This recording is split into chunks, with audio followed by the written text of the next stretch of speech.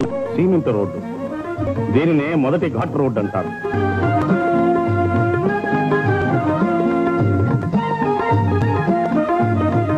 సునాయాసంగా ప్రయాణం చేసి శీఘ్రంగా తిరుమలను చేరుకోవడానికై స్వల్ప ఛార్జీలతో ఏర్పాటు చేయబడిన దేవస్థానం వారి బస్సులు.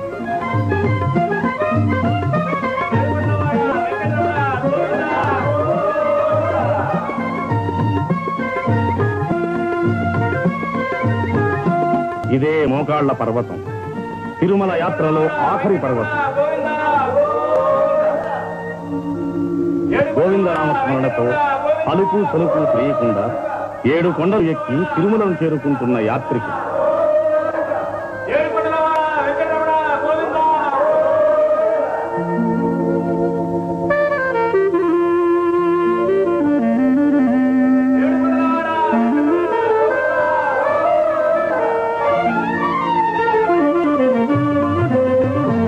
బస్సులలోనూ కారులలోనూ తిరుమలను చేరుకుంటున్న భక్తులు.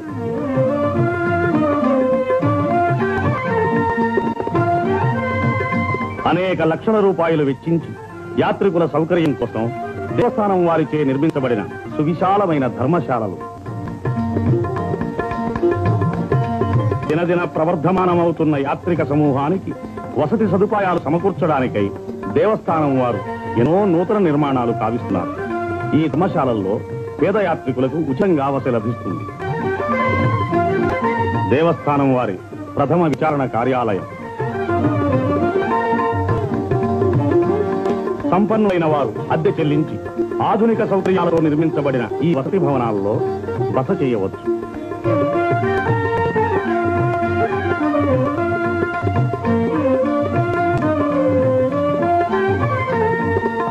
మైసూరు ప్రభుత్వం వారిచే నిర్మించబడిన అతిథి భవనం.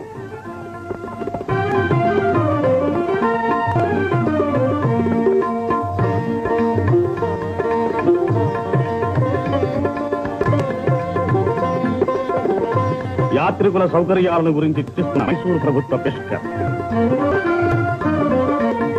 మనోహరమైన ఉద్యానవనం, మయూరాకారంలో మలతబడిన నికుంజాలు, ఫలాహారశాల, పటాల విక్రయశాల, దేవస్థానం కార్యనిర్వాహక సంఘం, శ్రీ వెంకటేశ్వర స్వామి వారి దేవాలయము, గోవిందరాజస్వామి, కోదండరామస్వామి, కపిలేశ్వర స్వామి వార్ల దేవాలయములు, పద్మావతి అమ్మవారి దేవాలయము, వీరి పరిపాలనా బాధ్యతను రాష్ట్ర ప్రభుత్వంచే తీర్మానింపబడిన చట్టబద్ధమైన ఒక బోర్డ్ ఆఫ్ ట్రస్టీస్ వహిస్తున్నది. బోర్డు అధ్యక్షుడు శ్రీ రంగరాజు, ఎగ్జిక్యూటివ్ ఆఫీసర్ శ్రీ చంద్రమౌళి రెడ్డి ఆధ్వర్యంలో దేవస్థానం నిధులతో నడపబడుతున్న వివిధ విద్యా సంస్థల, ధర్మ సంస్థల పరిపాలన అతి సమర్థవంతంగా నిర్వహించబడుతోంది.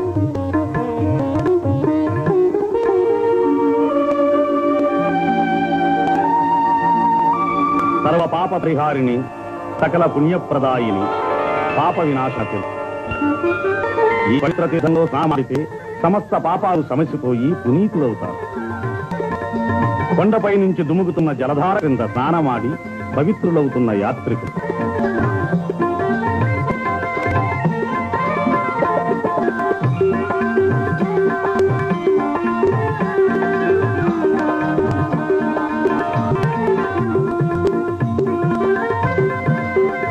సాక్షాత్తు పరమశివుని జటాజూటు నుంచి ఉద్గమిస్తున్నట్టుగా ఎగసిపడుతున్న ఆకాశ గంగా ప్రవాహం. ఇక్కడ స్నానమాడితే 3 కోటి నదులలో స్నానమాడిన ఫలం లభిస్తుందని భక్తుల విశ్వాసం. గోగర్భ జలపాతం.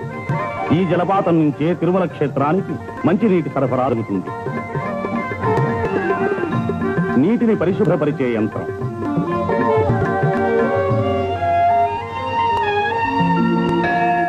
ఇది కళ్యాణ కట్ట. ఇక్కడే తలలీనాలు సమర్పించి మొక్కులు చెల్లించుకుంటారు భక్తులు. మానవుని అంతఃశత్రువులైన కామ, క్రోధ, లోభ, మోహ, మద, మాత్సర్యాల్ని వర్జించడానికి నిదర్శనంగానే ఈ తలలీనాలు సమర్పిస్తారు.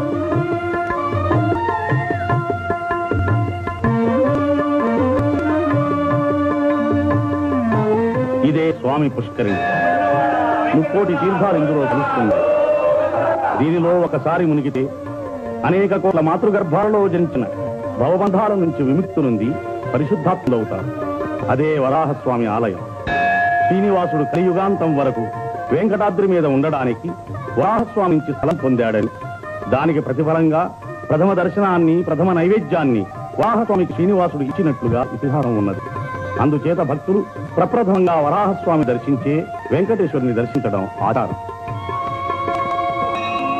వేదములే శిలలై వెలసినది కొండ, ఏ దశ పుణ్యరాసులే ఏరులైనది కొండ, రాదిలి బ్రహ్మాది లోకముల కొనల కొండ, శ్రీదేవుడుండేటి శేషాద్రి కొండ.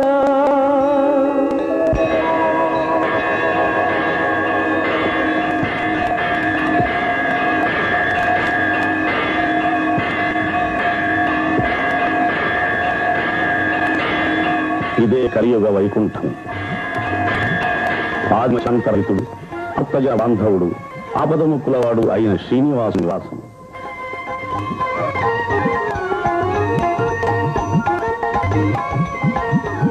ఆనంద నిలయ విమానం, స్వామివారిని కొలిచి తరించిన యాదవపురాలి మండపం, ధ్వజస్తంభం,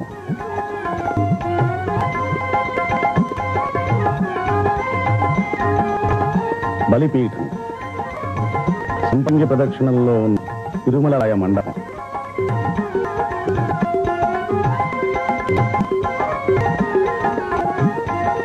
నృసింహస్వామి, కపిలమాత, పాపయుగంలో శ్రీకృష్ణుని పెంచిన తల్లి యశోద మమకారం తీరక కలియుగంలో శ్రీనివాసుని కళ్యాణాన్ని సందర్శించి తరించింది.